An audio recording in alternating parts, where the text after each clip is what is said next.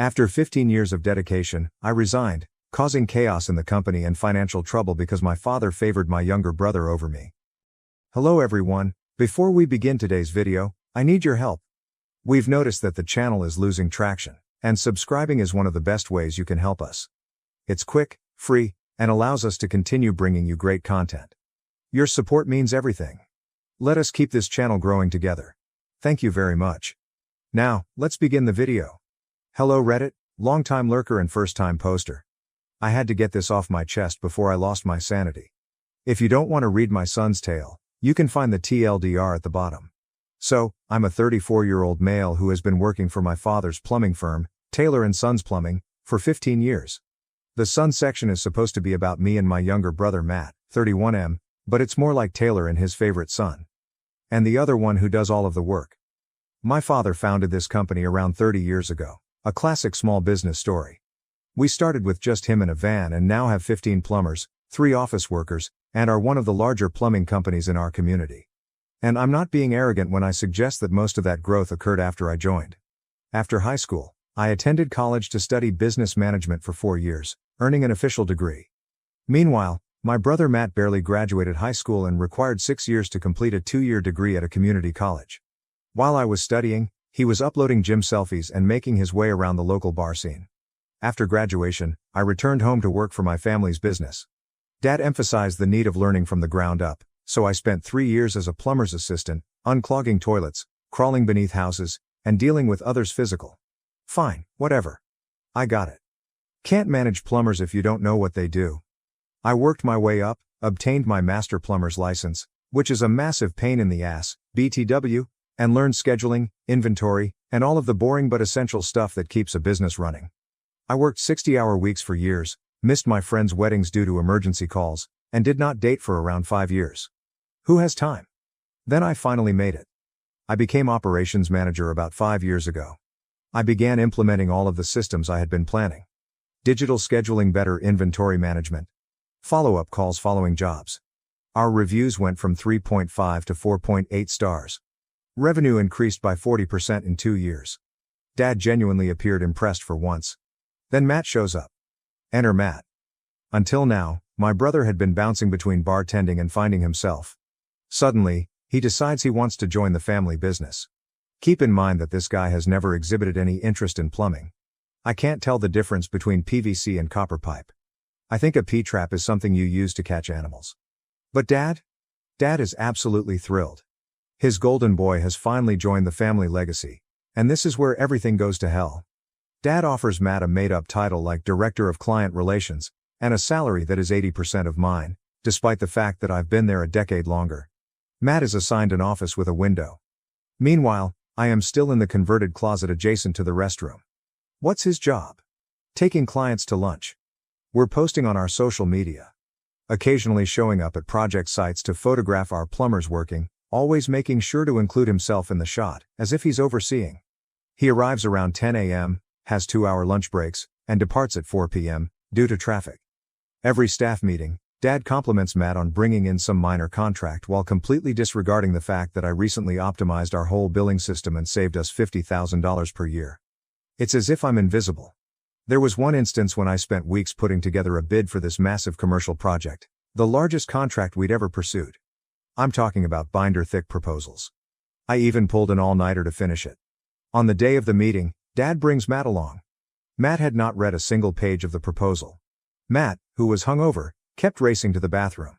Matt, who described the client's building as that big place with the sign, throughout the meeting. We received the deal anyway since my figures were good.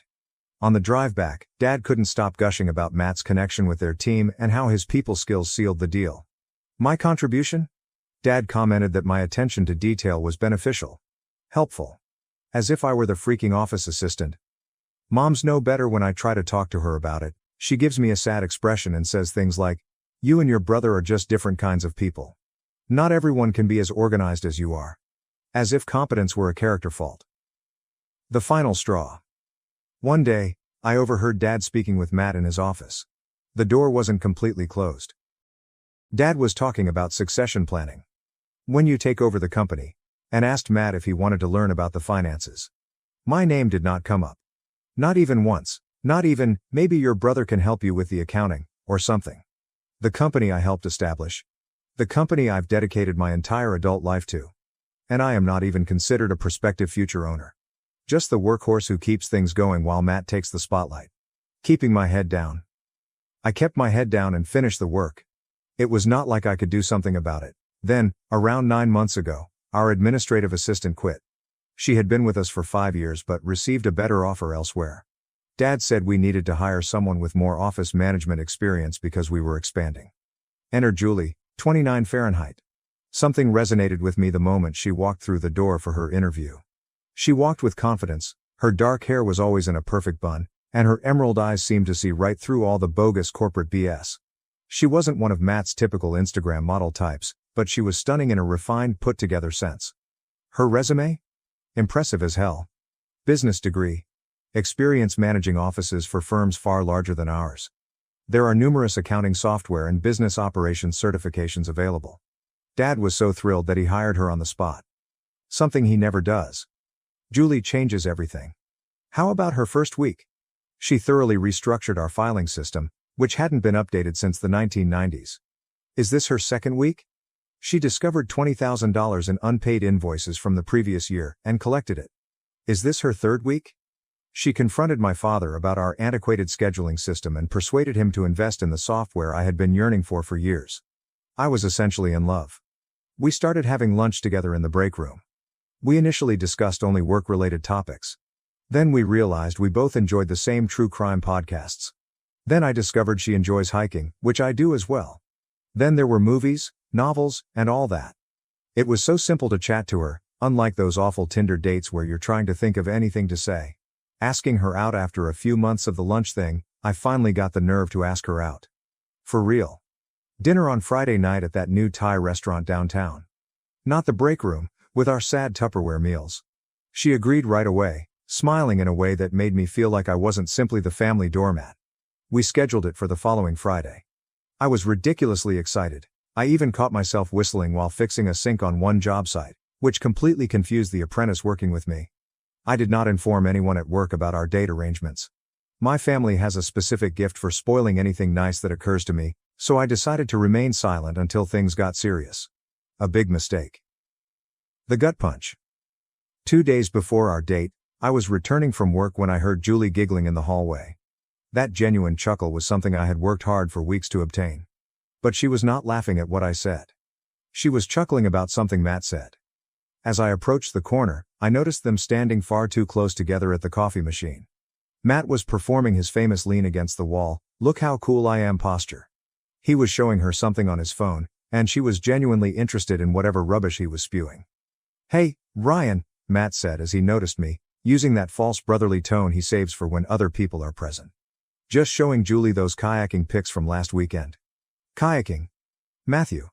The guy who complains about having to walk from his automobile to a restaurant while it's raining. The guy who once asked me if the river near our house included those fish things. Since when does he frickin' kayak? Julie smiled at me, but it was not the same grin. It was simply polite, professional. The kind you give to a coworker, not the person you're about to go on a date with. My stomach sank. "They're amazing photos," Julie replied, returning her gaze to Matt. "I've always wanted to try kayaking but never had the chance." "You should come with me sometime," Matt added, flashing that idiotic smile that always works on ladies. "I go most weekends when the weather's good. Very peaceful out on the water." Let me tell you, this guy has never kayaked in his life. The closest he's been to a water sport is drinking beer on someone else's boat. But suddenly, Mr. Outdoorsy appeared. "That would be fantastic," Julie stated. And she really meant it. I could tell. She turned to face me. "Ryan, I didn't know your brother was so into outdoor activities." "Neither did I mumbled. But they were quickly back to scanning through his phone, which I'm sure featured stock shots of boats or images he found online. The next day, Julie found me alone in the break room. My heart skipped a beat as I wondered if the Matt encounter was all for nothing. "About Friday," she said. And I knew exactly what was coming. "I'm really sorry, but I need to reschedule. Something came up." Something came up is the worldwide code for "I found a better offer." And in this case? My brother undoubtedly made the superior deal. "No problem," I replied, attempting to sound nonchalant. "Maybe another time." Definitely, she said. With a smile. A smile that did not reach her eyes. A smile that conveys, "This is never happening." Sure enough, I found out later through an office rumor that Julie and Matt had their first date on Friday, the same day she was supposed to go out with me. At the Thai restaurant where I had planned to take her. The next week was torture. Matt strutted around the office, as if he had won the lottery. Julie flushed every time he passed past her desk. When I entered the room, the whispered talks halted. Matt casually mentioned their date during the staff meeting. I felt like garbage. Every time I try to construct something for myself, Matt swoops in and takes over as if it was never mine in the first place. And of course, things got worse. Matt tells Mom everything, so she knew about it right away. She called over the weekend, all thrilled. "Have you met this Julie that Matthew is seeing? He says she's just wonderful, so accomplished and pretty. She works at your office." "She's our office manager," I replied bluntly. "Well, isn't that nice? Matthew says she's very smart. Organized too. Sounds like she and Matthew have so much in common. They share nothing in common. Except for maybe living on the same planet. But sure, Mom. They are soulmates." Finally, I snapped. "Actually, Mom, Julie and I were supposed to go out first. I asked her out, and she said yes." But then Matt swooped in. There was a prolonged pause. I could almost hear Mom trying to assimilate this information in a way that would not make her beloved Matthew appear terrible. "Well, sweetie, you know how these things go. Sometimes people just connect. Matthew has always been so charming with the ladies. You're more, well, focused on work. Seriously. Not everyone appreciates that like they should." She basically said, "Matt's hot and fun. You're boring. Deal with it." The new power couple. And that's how it began. Matt and Julie, Taylor and Sons Plumbing's new power couple. However, the saddest aspect was not even losing Julie. It was seeing her gradually comprehend who Matt truly was, and pretending not to notice it. The cracks begin to show. He canceled arrangements with her for the first time because his friends invited him to a last-minute poker game. The day she overheard him exaggerating, or outright lying, about his function in the company to a client. She once had to cover for him when he was due to attend a networking event but was too inebriated to show up. I could see the perplexity on her face. The mental gymnastics as she attempted to reconcile the Matt she thought she was dating with the real Matt. However, by that time, they had become official. And she was in too deep. My family circles the wagons. Mom invited Julie to Sunday supper 3 weeks after they began dating. "It'll be nice to have a fresh face," she exclaimed. As if our monthly family dinners weren't already agonizing enough, especially since my work infatuation had picked my brother over me. I almost skipped dinner. But Dad made it clear that it was not optional. Family dinner is family dinner, Ryan. Be there. The dinner from hell, so I went. And it was just the nightmare you'd imagine. Mom went all out, using her best china and preparing a sumptuous roast. Dad told work stories that made Matt sound like a business prodigy. Matt performed his ideal son-boyfriend routine, pulling Julie's chair out, refilling her water glass, telling utterly fabricated stories about his wild weekends and charitable work. Julie ate it all up, laughing at Matt's jokes, questioning him about his fictitious hiking expeditions. While I sat there, knowing that Matt's closest experience with outdoor adventure is when he had to park at the far end of the mall parking lot, I attempted to join the conversation. I described the hiking trail Julie and I had discussed over our break room lunches, just to let him know what he ruined. "Oh, Matt was just telling me about that place," Julie cried, turning to him with excitement. "You've been there too?" "Been there?" Matt asked, laughing. "I practically live on that trail in the summer." "Sure." He is suddenly Bear Grylls. The promotion I deserved at supper happened 6 months ago. They have been formally dating ever since. Anyway, I focused on myself and tried to adjust, praying that things would improve for me. I persuaded myself I didn't really care about what slipped through my fingers. I knew fantastic things would happen. About a month after that dinner, I was ultimately promoted to senior operations manager. After 15 years of killing myself for this company, this was meant to be a big deal. Increased responsibility, better pay. Most importantly, the company's car. Nothing fancy, just a new Ford F-250 with ample towing capacity for transporting equipment to job sites. The announcement that almost was worth it. Dad made a major announcement during our monthly staff meeting. After years of dedicated service, Ryan is being promoted to senior operations manager. This comes with a nice raise and the new company truck we just purchased. Well deserved, son. For once, I felt as if my effort was being recognized. I even allowed myself to get enthusiastic about having a great vehicle for the first time in my life. Instead of my rusted-out Chevy, which is held together with duct tape and prayers. And then came Sunday dinner. Fast forward to Sunday dinner. Mom's preparing her renowned pot roast. Dad's talking about a client.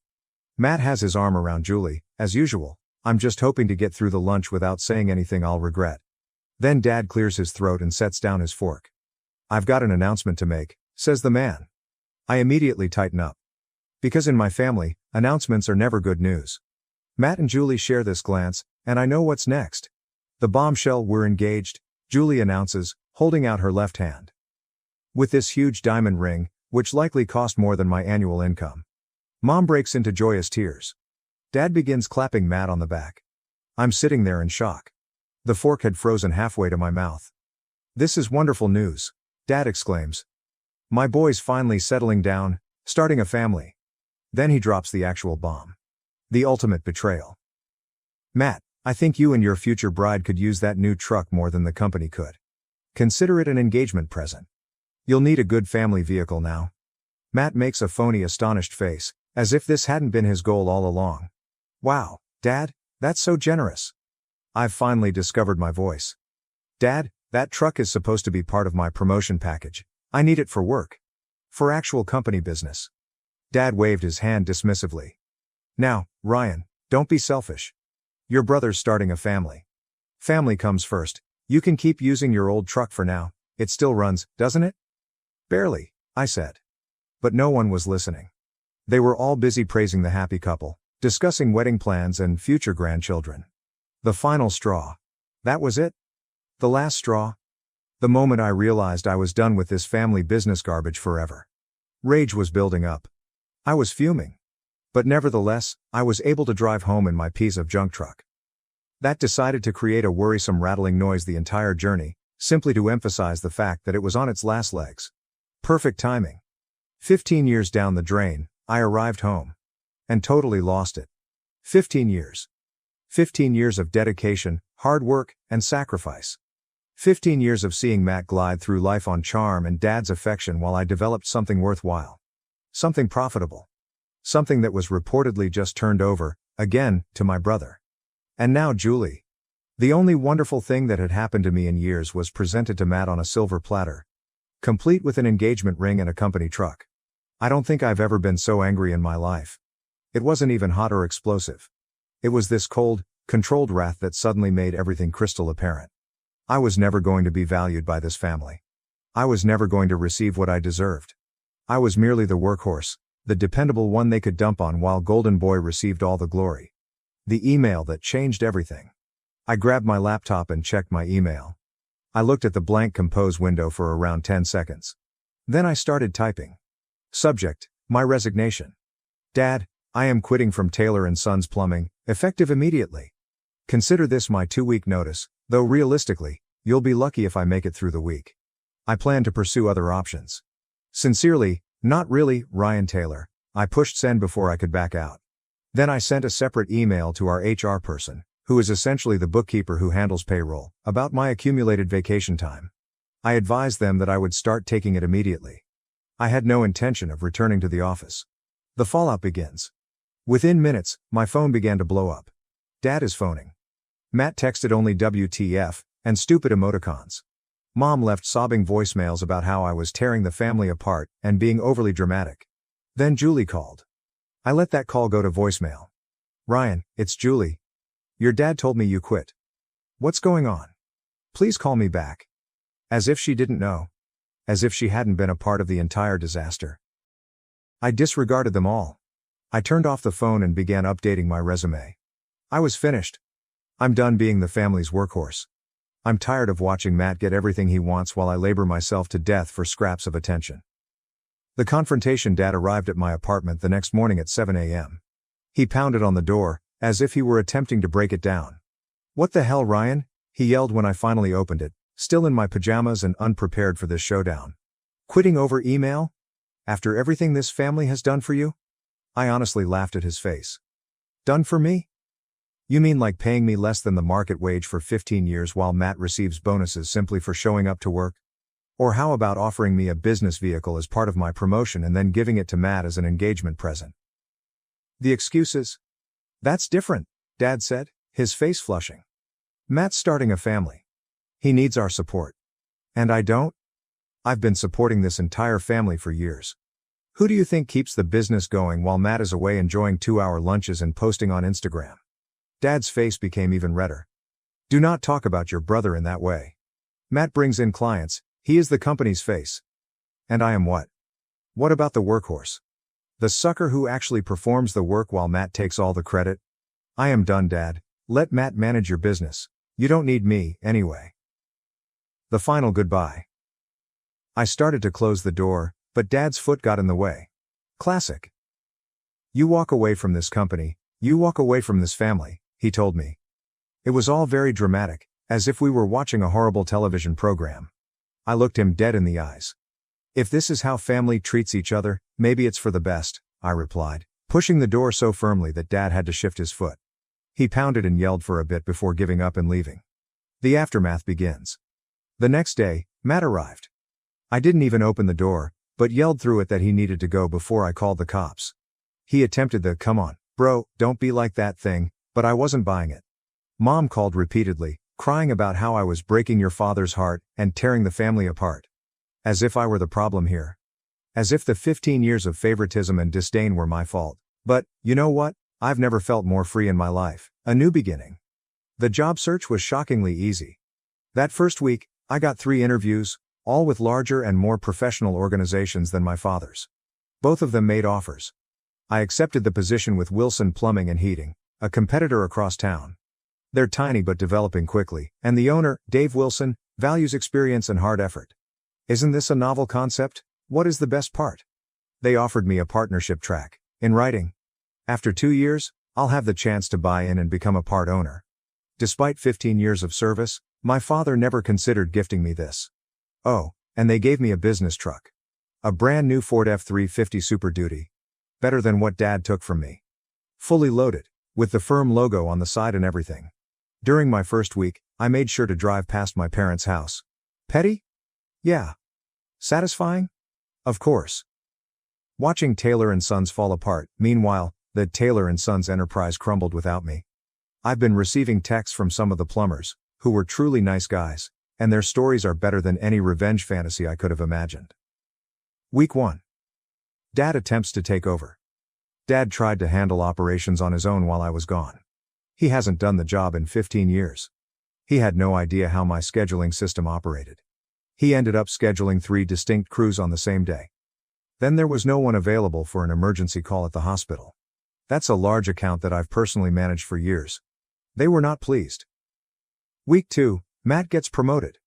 Dad delegated responsibility for operations to Matt since he was in over his head. Matthew. He can't even remember to arrange his own dental appointments.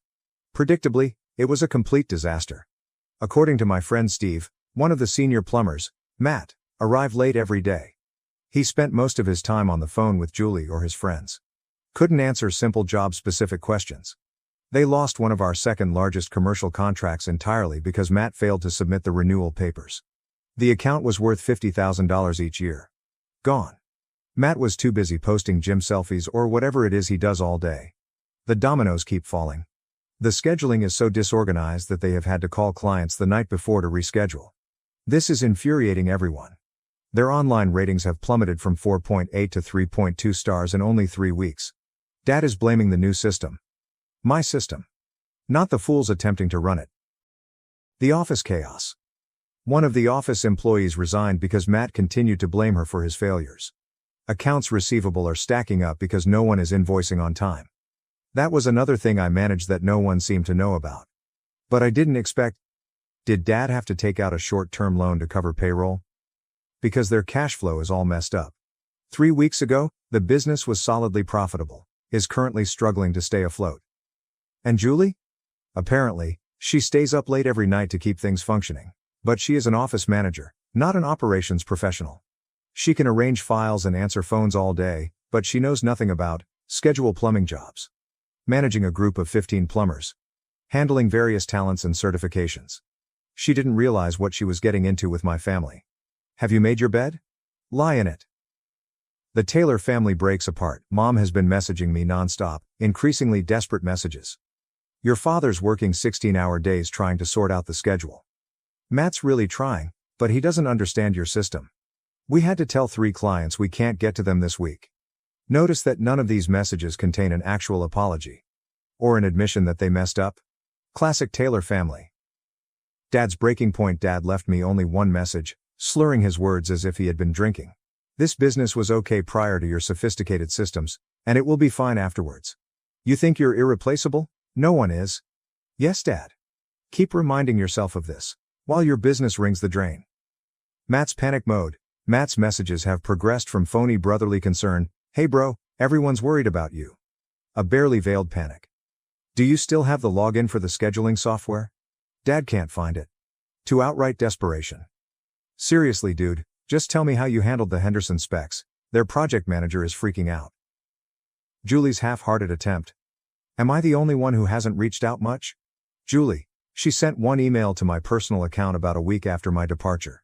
It was lengthy and full of apologies about how she never meant to hurt me, and how things with Matt just happened. And, of course, she hoped we might remain friends. Finally, almost as an afterthought. If you have time, could you possibly write up how you handled the scheduling? We're having some issues. I removed it without replying. Not my circus, not my monkeys. Oh, and the truck? Apparently, it's creating an odd sound. Matt had the audacity to ask if I could look at it, according to his most recent text message. The truck that should have been mine. The truck was part of my promotion but was given to him as an engagement present. I laughed out and then deleted it without answering. Not my truck, not my problem. A new life at Wilson. Meanwhile, I've been at Wilson for 2 weeks now, and it feels like I've entered a parallel dimension where competence is truly respected. Dave asks for my thoughts on operations. My ideas are executed rather than disregarded. The employees appreciate me for my experience, not because I am the boss's son. Yesterday I fully revamped their service call routing system. Dave was so amazed that he offered me a bonus on the spot. A bonus? For executing my job well. What a concept. And then I met Kate. About a week after starting my new job, I met someone. Kate. She's an architect I met on the job site while we were working on the plumbing for a new office building. Smart. Funny. Director. Not playing any games. Kate is nothing like Julie. Kate is real, whereas Julie was always polished and proper. She comes up to dates wearing jeans and boots. She can talk athletics as readily as she talks design. And calls me out on my nonsense in the most refreshing way. She doesn't engage in games. She doesn't say what I want to hear. Kate delivers exactly what she promises. Our third date. For our third date, we went hiking to a waterfall I'd wanted to see for years. Just 2 folks that genuinely enjoy each other's company. I showed her some urgent texts from my relatives. She simply shook her head. They had gold and treated it like dirt. Their loss. My gain. Then she kissed me, and I completely forgot about the family business for the rest of the day. Perhaps for months. A chance encounter. This weekend, Kate and I were at the hardware store, purchasing supplies for my bathroom project, when I noticed them. Matt and Julia. Great. Just as I was enjoying a normal Saturday with my girlfriend. Kate clasped my hand when Julie saw us and yelled out. Matt turned around, appearing as if he'd rather be somewhere else. Hey, bro. I kept it brief. Hey. Julie's gaze immediately focused on Kate, then on our linked hands. How have you been? Good. Really good. This is Kate. I introduced them as Julie sized her up. Kate, the absolute champion, grinned and shook their hands. One, nice to meet you both. I've heard a lot about you. Matt's panicked expression. Priceless? The truck problem. Julie inquired about our supplies. Renovating Ryan's bathroom, Kate explained. I'm an architect, handling the design. An architect? That's impressive, Julie exclaimed, suddenly self-conscious. She's an office manager at my family's company, I told her. Why not slightly twist the knife? It turns out they were there because of the truck. You know, the one that kept making strange noises. And of course, Matt had no idea how to fix it. I couldn't resist. The company truck. The one that was supposed to be mine. Matt had the decency to appear embarrassed. Yeah, that one. He had no regrets about what he'd done. Julie's apology. Kind of, Kate, ever the pro, Expertly devised an exit route including some fictitious dinner appointments. Julie hesitated as we turned to leave. "Can I have a moment alone?" Kate questioned me, but I nodded. She gripped my hand before moving away. Julie moaned, appearing tireder than I had ever seen her. "The engagement? Taking it slow?" Translation: Matt's true colors were showing. "The business? Not the same without you." Apparently, they had hired 2 individuals to replace me, but they were still lagging behind. "Matt. Different since you left?" "Yeah, working for the first time in his life will accomplish this." She shifted uneasily and tucked her hair behind her ear. "I just wanted to say, I'm sorry. For coming between you and your brother." I nearly laughed, not in a harsh way, but rather in a "wow, you really didn't get it" sense. "You, Julie, were not the problem. You were simply a symptom of a much larger problem. My family has never valued me." "What about the truck?" "That was just the last straw." She chewed her lip and glanced at Kate. "She seems nice. You two look good together." "We are," I said without hesitation. "She sees me for who I am."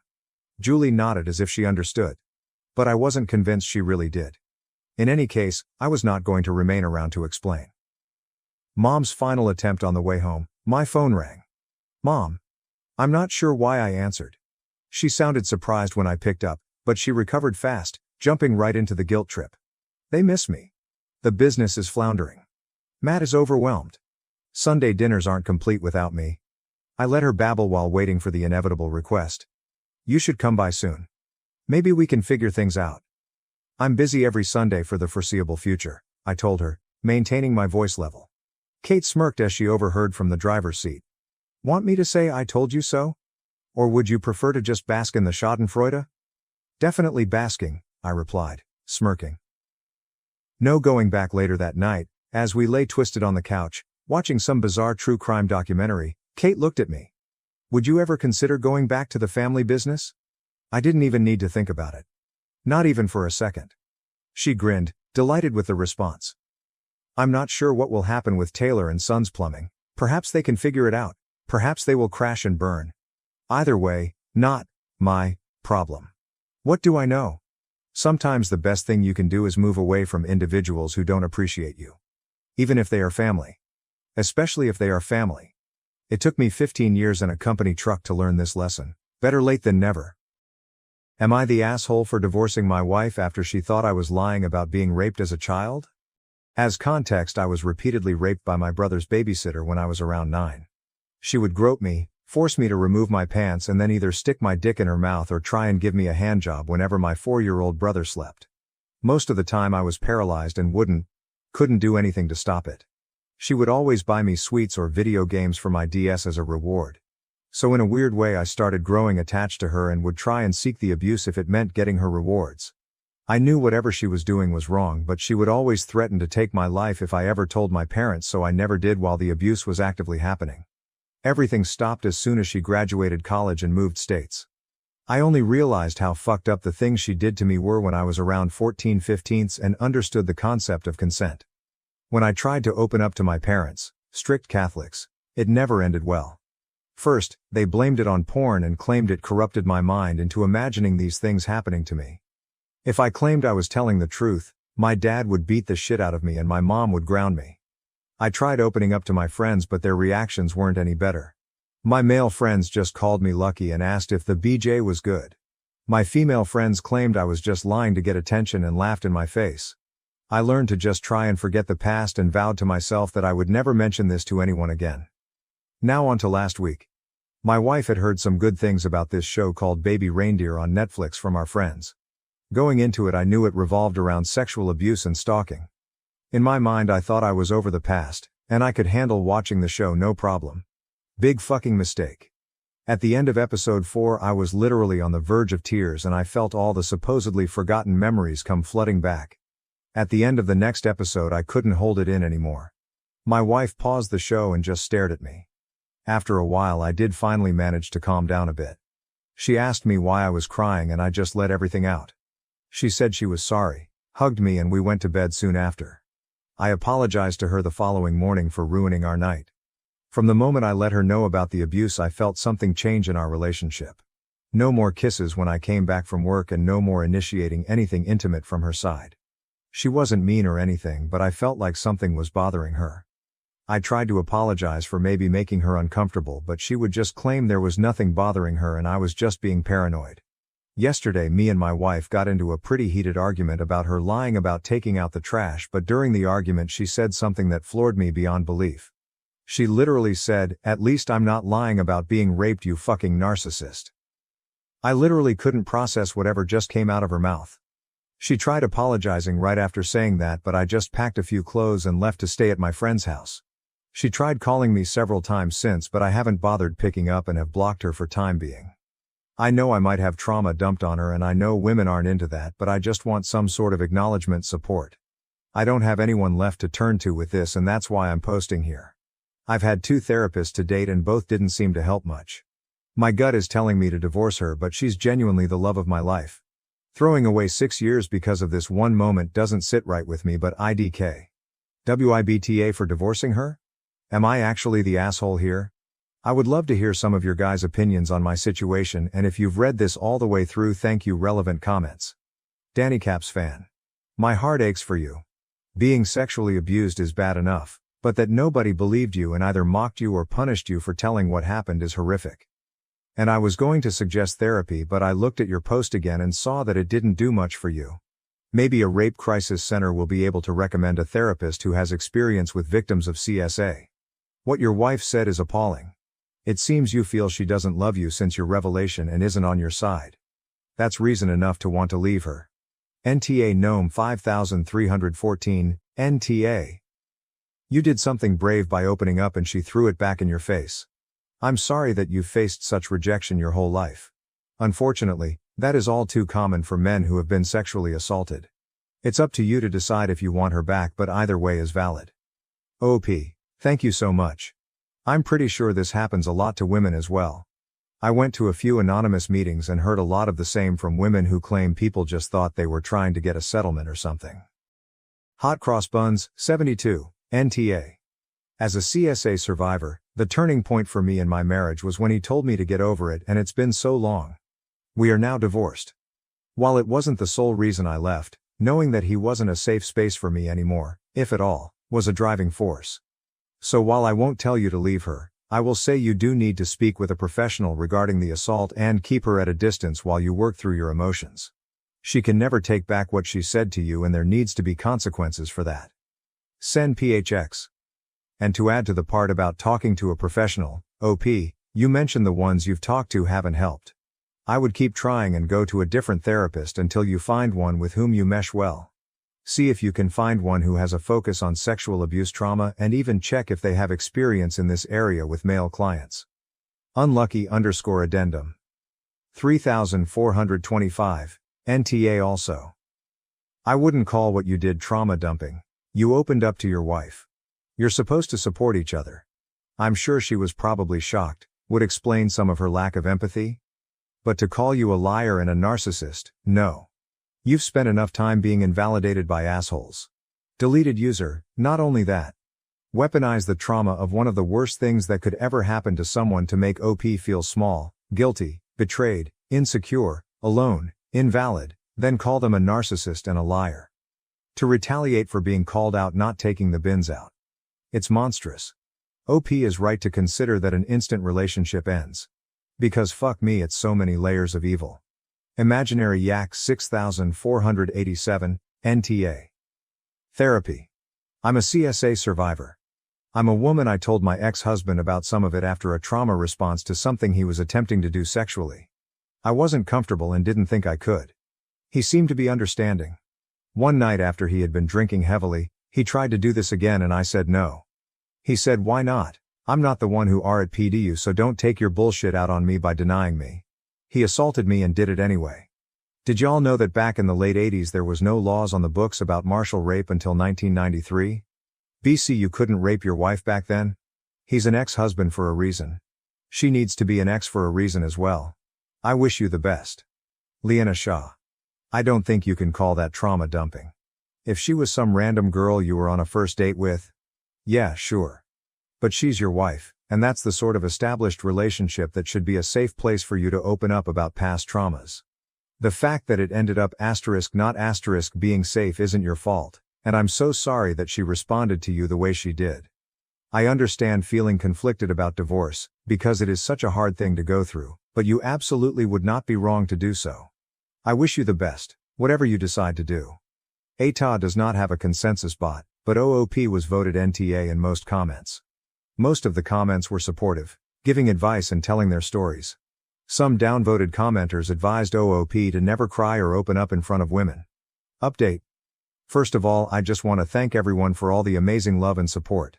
For the first time in my life I felt heard and didn't just feel like a burden to people. I don't know what I did to deserve any of this, but I just want to let you all know that I'm beyond grateful. As for the update. Shortly after posting, I decided to go back home. I had work the next day and didn't want to burden my friend with my marital issues any longer. Upon coming home I was met with her screaming at me for just leaving the apartment and ghosting her without having an adult conversation with her. I just let her know how hurt I was by the things she said to me and that I needed some time to myself to gather my thoughts. She tried arguing back with how there is nothing to think about and that I was being an immature crybaby. From that point onwards we have barely been on speaking terms. I know a lot of people are going to be mad hearing this, but the longer I thought about my marriage and my wife, the more I wanted to give her another chance. She wasn't perfect by any means, but neither was I.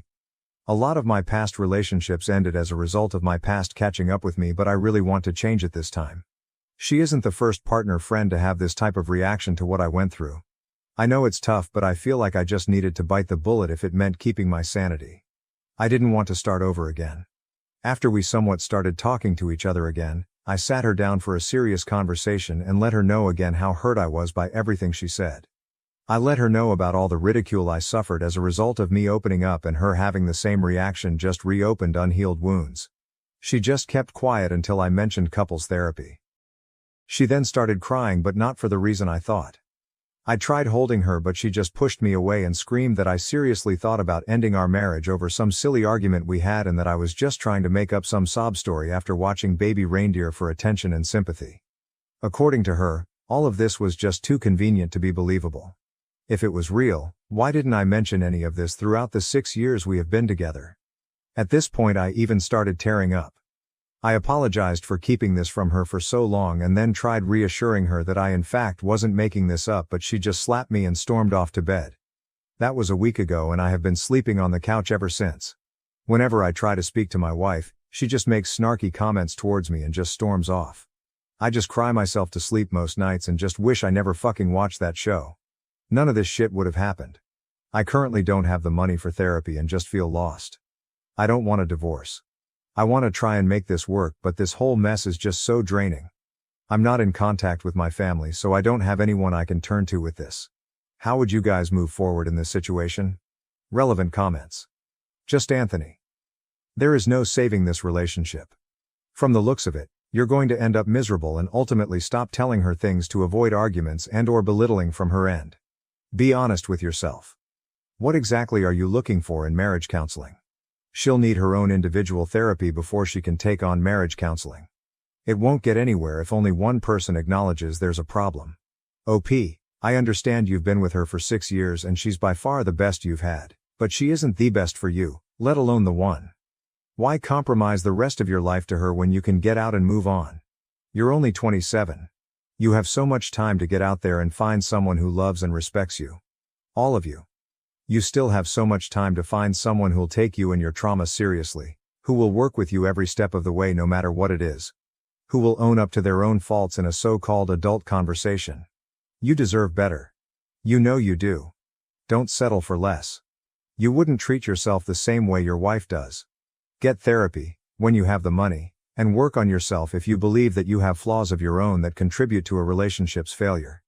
It's a cliché saying, but it's better to have no company than bad company. OP, everyone here supports and believes in you. The only person left is you. You can do it. Within 10 years, you will look back at this and thank yourself for leaving this situation. It's hard work, but you can do it. Fits design. At the end of the day, staying with her is increasing your trauma. Please leave her for your own sake. Ratty handwriting. Sir, I have been married for 18 years. I have known my husband for 22 years. After 9 years together, he disclosed that he was attacked and raped at the age of 14, after knowing throughout our relationship that I was also a survivor of child sexual abuse. I tell you this because I want you to know what my response was. I held him while he cried. I asked if he wanted to report it to the police. I supported him when he didn't. I encouraged him to seek counseling. When he was ready, I talked to him about my own experiences. At no point did I belittle him, disbelieve him, make him feel less of a man, criticize him, tear him down, and I certainly did not act physically violent towards him. Your wife's behavior is so far on the other fucking side of normal, I wonder, frankly, if she's human. You deserve better. This is cruel and vicious behavior on the part of your wife. She's a horrible, horrible person and she will never improve, but you have the rest of your life to live happily. Please, please, please, walk away. Odd_task, 8211. What you are going through isn't normal and this is not a healthy relationship. Your wife is abusive. She belittles your experience as an abuse survivor. Then she hit you. That's 3 strikes in my book. You can do much better than this abusive woman. For your own mental health, you would be better off without her. OOP. I understand, but I'm afraid I won't find another GF wife after her. I have issues being intimate, sexually, and rightfully a lot of women aren't into that. My wife was waiting till marriage, so it worked out perfectly for the both of us. Sons of Sparta 1984. Dude. I was also raped as a boy, by a man. There's plenty of women who don't judge for that kind of thing. The fear of being alone shouldn't keep you in an abusive relationship. Up until where she slapped you, it could have been explained away by a bad reaction to uncomfortable information, but it's never okay to hit someone you're in a relationship with, regardless of who has what in their pants. OP. Yeah, she wasn't the first partner I've had that slapped me. I just added it to my update thinking it wasn't that big of a deal, but people here have made me realize it isn't normal. First_alfalfa 2805. People start over in their 70s, and you are going to stay with this unsympathetic woman. A woman who doesn't care enough to believe you and then belittle you. Are you seriously willing to stay in this relationship? Sir, you were sexually abused. Your wife doesn't care and isn't supportive and is mentally abusive towards you. Well, if you don't want to start over, okay. OP, thank you, but please understand that I've spent 6 years with her, 7 in August. She's the first one that was willing to accept some of the flaws I have. Edit. I've realized that I'm just beating a dead horse by using this as justification to stay with her. I'm contacting a divorce lawyer. Mike Reddit. 74. You're talking about what's called a sunk cost fallacy. It's the belief that because you've invested so much time and money into something that you can't give it up. This marriage has run its course. Burdened, Mind 79. Accept you? She ridiculed you, and then when you apologized, which you did not need to do, quite frankly, she physically assaulted you. She called you a liar and struck you. This woman does not accept you. She's even turned down the option of couples therapy, so clearly has no interest in making this work. What she wants is for you to be wrong and her to be right, and she's not going to change until you bend your reality to fit her desires. You can't do that, because it will destroy you. If you think wasting 6 years is bad, just imagine how you'll feel when you've wasted 40 years on someone who belittles your trauma and hits you when she can't handle the reality of a situation. Think about that for a while. Do you really want to spend decades living with someone who thinks the best way of dealing with situations she doesn't like is to simply hit you and run away? You can do better. New update. Again, I just want to thank everyone for the amazing love and support you guys have shown me on my last 2 posts. Even though the response on my last post wasn't what I expected, it was a reality check for me. I'm beyond grateful for all the DMs and I promise I'll get to responding to all of them someday, but I'm going through a lot at the moment, so please bear with me. I have over 200 unread DMs. After I posted my update, I realized that I was definitely in an abusive relationship, and even though I wanted to make the marriage work, she has shown zero willingness to change her attitude towards what I went through. 2 days after posting my update, I contacted a lawyer and filed for divorce. I gave her plenty of chances and she has time and time shown me that she won't even acknowledge my trauma, let alone show me any form of support.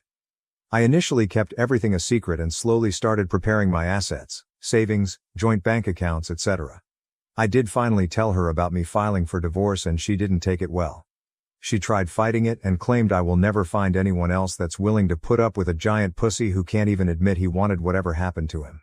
According to her, no woman is willing to put up with an attention-seeking crybaby like myself. I'm not going to lie. What she said got me, and for a brief moment I considered halting the divorce, but after she came home drunk one night and berated me for an hour straight, she snapped me back into reality. I don't know where the woman I fell in love with went, but that wasn't her. Looking back now, she'd given me plants of red flags, but I just ignored them for the sake of being loved for once in my life. For once I wasn't called gay for not being able to have sex when immediately getting into a relationship, wasn't laughed at for having random seizures, etc. I moved out of our apartment after her rant and have been staying with my friends ever since. After she realized I wasn't coming back anytime soon, she DM'd all my friends claiming that I was an attention whore and was making up some sob story about being raped and that she was the one actually filing for divorce. Not only that, but she also told them that I was physically abusive and according to her, they shouldn't hang around a guy that hits women. Most of my friends just immediately called me names, told me I failed as a man and blocked me. The friend I'm currently staying with seems to be the only person on my side. I also want to mention that I moved away from the US to live with my grandparents in Europe when I was 19. I mentioned it in one of my comments, so I thought I'd mention it here. There were people who thought that she might have contacted my parents and that fueled her reaction to the abuse I faced. There is literally zero chance she can contact them since I didn't even tell her their names. I was doing an apprenticeship at a bank and she even started sending them evidence of me abusing her. I have no clue what she wrote to them. I had a meeting with HR on the 20th and they've decided to fire me. I tried fighting it, but they just said that I wasn't worth the hassle. I'm now back doing construction, don't have a proper education and have lost almost all of the people I'm close with. I'm just beyond tired at this point. Not angry, not sad, just numb. I feel like whenever I try to take a step forward, I take 3 steps backwards. Maybe I am just this unlovable and pathetic. Maybe I deserve all that's coming to me. I just don't know anymore. As stated by the title, this will be my last post. Reddit has given me so much great advice and made me realize so many things, and I'm beyond grateful for every single one of you who helped me, but it's also destroyed my mental health. For every 50 positive and supportive comments and DMs I've received, I've had one person say the same things I've heard all my life, and I've let those people get to me. A lot of people asked me why the hell I have such strong feelings towards my babysitter giving me blowjobs. First of all, I was 9 and she on multiple occasions threatened to take my life. Second of all, I left a lot of the other details out of my post because those memories are just too painful and I didn't think it was relevant for the purpose of my original post. I'm going to mention them here since I've nothing left to lose at this point. She would shove things up my ass like cucumbers, pens, etc. She would regularly hit me in the balls to punish me for disobeying her. She would dress me up as a girl and would force me to dance for her and pose in suggestive positions. There were times where I couldn't walk properly because of the things she did to me, and I got ruthlessly bullied in school as a result. How would you guys navigate my situation? Any advice would be appreciated. Thank you so much for reading this far into my post and supporting me over these past few weeks. Just a big thank you to 2u/writing_mm_romance and you in that page for checking up on me and genuinely being amazing human beings. They helped me through some seriously dark times. Relevant comments. Historical Maine. 8196. I'm so sorry, you didn't deserve this, not at all. Please change your number and any other contact information you have. If you are still at your friend's place, please use that time to find a job, something you can use to support yourself. I don't know how hard it may be for you to get an education degree, but it doesn't hurt to try. Also, if she comes at you again, document any form of contact in case the authorities get involved. Xcypher 96. I'm so sorry for what has happened to you. You deserve better. I'm surprised most of your friends really believed her story over yours. Did you try to explain your side to them? OOP. Yes, but they didn't listen. She used my mental health issues, ADHD and BPD, as a way to back up her claims and they all believed her. Base clean. I'm terribly sorry that this happened to you. All of it. I am a survivor too and it really fucks you up. It never leaves you, but you can work through it. It takes time and dedication. I'm sure that there are free support groups. I don't know where you are located, but in the US there's one that's specifically for male survivors. Just keep taking good care of yourself. I'm so glad you've found support here. You deserve it and all the good things. Also, she is obviously a miserable person and karma will come for her. I feel like you have a form of receipts in your posts here to show your innocence, but who would want to be friends with people like that? It's a tough pill to swallow, but just look at the whole thing as getting rid of a lot of dead weight. I would also consult with a lawyer about that employer letting you go. LMK if there's anything I can do to help.